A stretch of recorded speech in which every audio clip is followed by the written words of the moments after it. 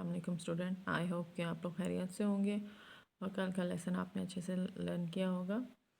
बेटा आज हमने पढ़ना है बैक्टीरिया में nutrition which is on page 89 of your book. बेटा आपको पता है कि हर जानदार को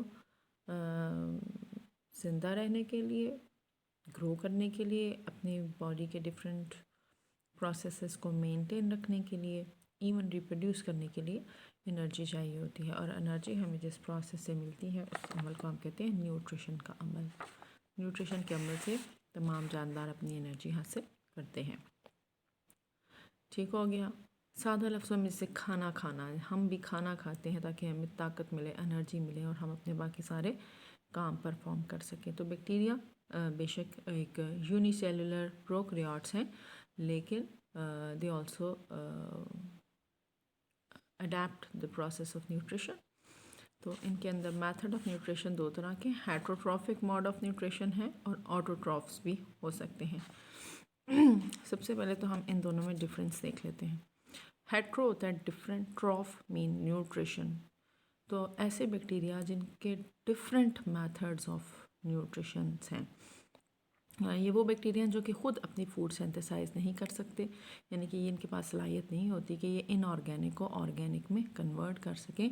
इसलिए ये अदर डिफरेंट मेथड्स ऑफ ट्रॉफिकेशन यानी कि न्यूट्रिशन के डिफरेंट मेथड्स अडेप्ट कर लेते हैं, जो कि सेप्रोट्रॉफिक भी हो सकता है वो, और पैरासाइट्स भी हो सकते हैं। यानी कि हेट्रोट्रॉफिक बैक्टीरिया सेप्रोट्रॉफ्स भी हो सकते हैं और पैरासाइट्स भी हो सकते हैं।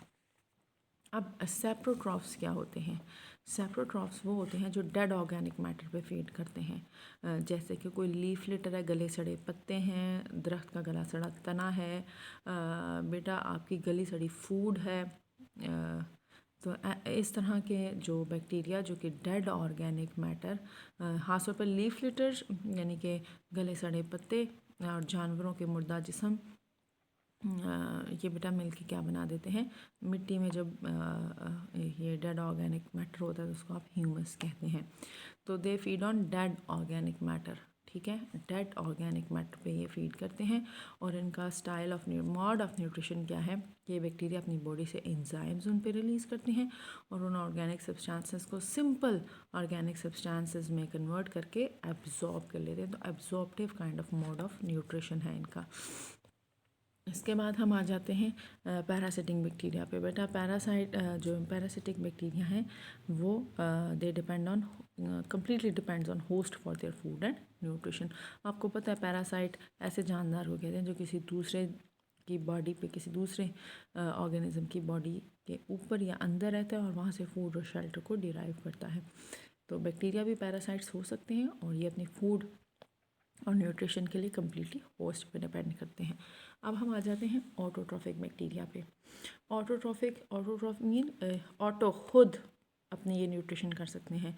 ये इनके पास ये सलाहियत होती है कि ये सिंपल इनऑर्गेनिक को ऑर्गेनिक में कन्वर्ट कर सकते हैं। इनके दो ग्रुप्स हैं, फोटोसिंथेटिक बैक्टीरिया और कीमोसिंथेटिक बैक्टीरिया।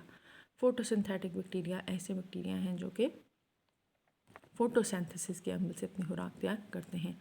इनकी फ़ोटोसिंथेसिस ग्रीन प्लांट की फ़ोटोसिंथेसिस से मुख्तलिफ होती है। इसलिए बेटा आपको सबसे पहले तो ग्रीन प्लांट्स की फ़ोटोसिंथेसिस का पता होना चाहिए। इधर मैं एक क्वेश्चन लिखती हूँ, आपको पता है कि ग्रीन प्लांट्स क्या करते हैं? एक मिनट। फ़िज़ा से कार्बन डाइऑक्साइड लेते हैं प्लस जड़ मिट्टी से पानी लेती हैं। पत्तों के मीज़ोफिल सेल्स में मौजूद क्लोरोप्लास्ट एक ऑर्गेनेली है, उसके अंदर मौजूद क्लोरोफिल सूरज की रोशनी को जज़ब करता है और कार्बन डाइऑक्साइड को ये इनऑर्गेनिक चीज़ें हैं ना, हाइड्रोजन ऐड करके रिड्यूस किया जाता है इनटू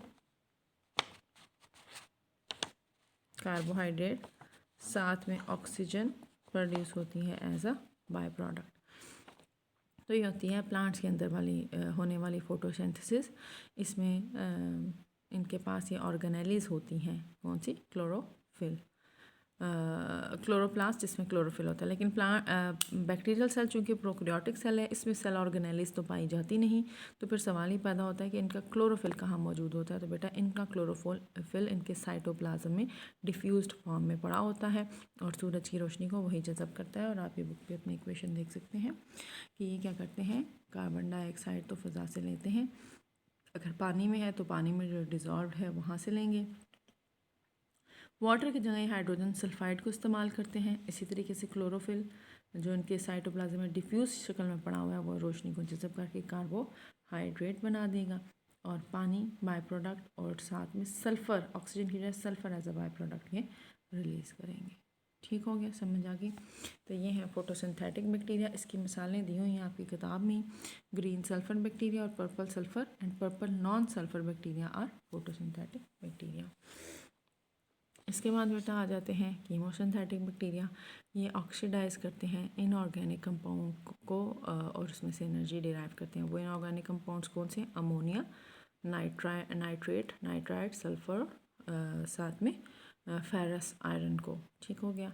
तो this is all about nutrition in bacteria. आपने ये सारी चीज़ें याद करनी है, इस पर लॉन्ग क्वेश्चन भी आ सकता है।